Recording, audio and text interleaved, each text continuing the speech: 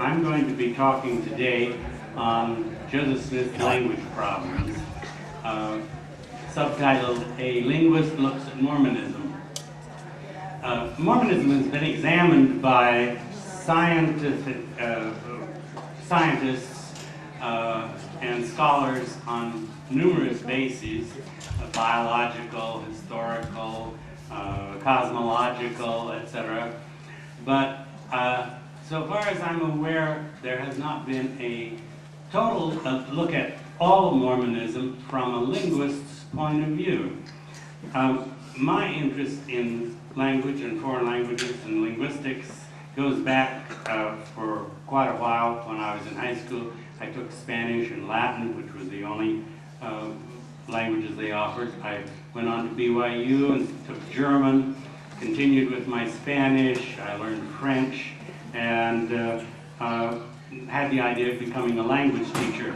I studied German linguistics as a master's degree candidate, and began to teach Latin, German, and Spanish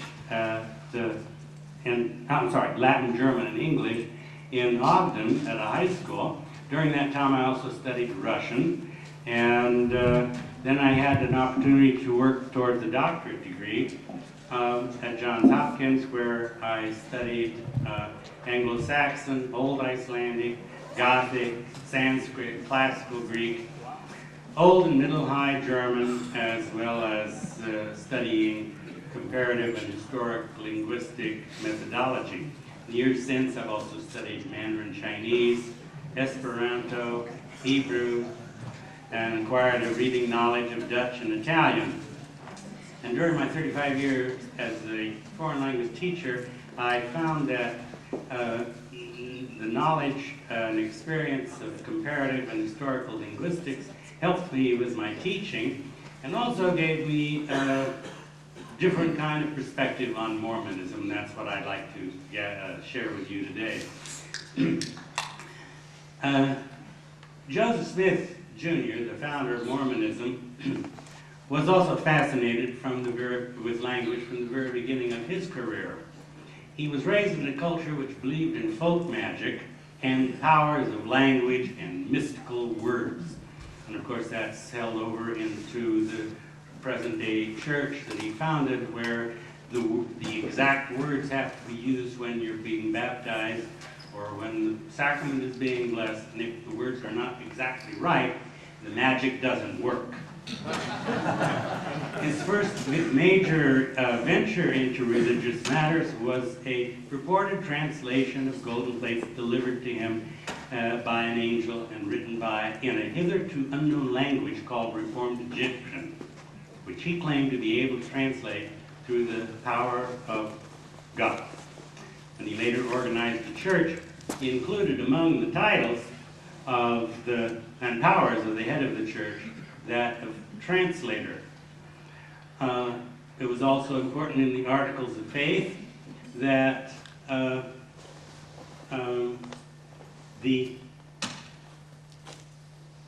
it is, yeah, where he's a translator. And the Book of Mormon was translated by the power of God. Also, one of the gifts of that is to be a part of the church is the gift of tongues. He was very proud of his foreign language ability, Joseph Smith was, when he dashed off an appeal to the freemen of the state of Vermont. He demonstrated his linguistic skill by writing in 17 different languages. In addition to the Book of Mormon, he did some other translating. The Book of Abraham, and with accompanying which he wrote an Egyptian alphabet and grammar. The inspired version of the Bible, which he said was a translation, but it really wasn't a translation, it was just a revision. And as we learned earlier this afternoon, it was mostly done not by Joseph Smith, but by Sidney Rigdon. He also translated the Kinderhook plates, which was a group of 6 metal plates with strange engraved characters unearthed in 1843 near Kinderhook, Illinois. and examined by Smith. They took him to Smith because they had heard that this Mormon prophet was able to translate strange foreign languages. And he never completed a translation of them, but he did translate enough so that he was able to identify them as an ancient record and identify the author as a descendant of Ham through the loins of Pharaoh, king of Egypt. Local farmers later revealed that they had themselves manufactured and engraved in various plates as a hoax. This is covered in the history of the church, interestingly enough, and in the edition I have, which is around 1930, edited by B.H. Roberts. B.H. Roberts goes to pains to defend the genuineness of the Kinderhook plates. So you can look that up. He also translated a parchment that had been written by the Apostle John, John the Beloved, and hidden up by him. It appears in Doctrine and Covenants in section 7. Smith did not actually have physical possession of the parchment, but was still able to translate it.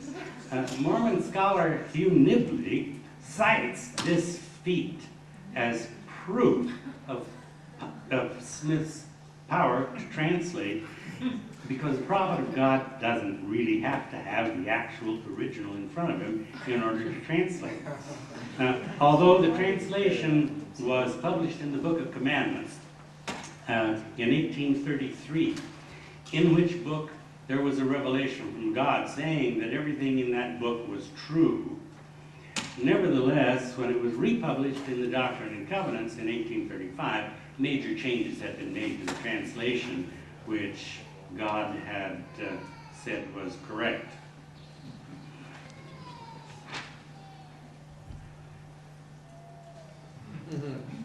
Oh, that slide you need to see, because although the power of a translator is part of the office of the president of the church, down to this present day, no other president of the church has dared or attempted to translate anything, even though there are things there to be translated, such as the papyrus containing what Joseph identified was the book of Joseph. Now, I don't know that anyone has asked anybody among the church leadership as to why the book of Joseph has not been translated by one of the prophets who has the divine skill to do so, but I can tell you what their answer would be, and that would be, we have not been instructed by God to do that, because the world is not yet ready for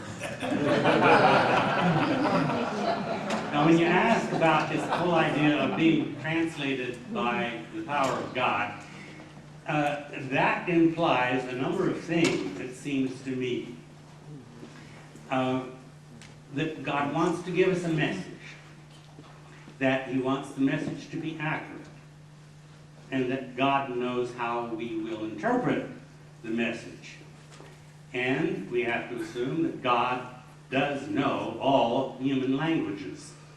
I mean, God himself would not have to need an interpreter if somebody from some strange African tribe were praying to him, and God would have to call in his Bantu something interpreter to understand it.